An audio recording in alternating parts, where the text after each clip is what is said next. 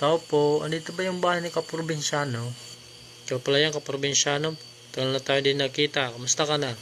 Oo, sulat pala, Galayan Cup. Para importante. Basahin mo na lang.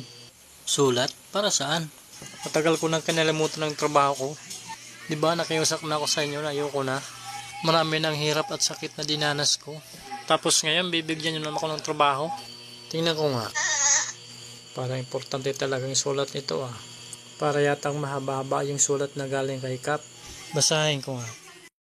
Sa ngayon ay bibigyan kita ng importanteng misyon. Dahil tayo lang ang dalawang nakakalam. Bibigyan kita ng pangalan. Pangalan na para may tago mo ang sarili mo. Tatawagin kang 7K. Si Bus talaga. Ang pangit ng pangalan ko. Makuha ko na nga ang tinatago kong armas. Matagal na rin ang panahon. Hindi ko ito nagamit. Matagal na rin kasi ako nagretiro sa trabaho ko. Gagana pa kaya to? Ay okay pa, wala pang kalawang. Bago ko kasi tinago to, binuro ko muna. Para hindi agad masira. At kunting mantika. Mga Kaprobinsyano, samahan niya ako sa bagong kong misyon. Sana ay magtagumpay ako. At naririnig ko na nga mga Kaprobinsyano ang ating susuotin. Ang ating bulletproof na gawa sa saging. At kaldero naman na may uling. At shield naman ang buko na ilagay natin sa tinga. Para may komunikasyon tayo sa iba. At sombrero naman para hindi tayo mahalata. At galing pa yan sa mga banyaga. Kahit katipayan, titiisin, huwag lang tayo mabigo sa ating misyon na gagawin.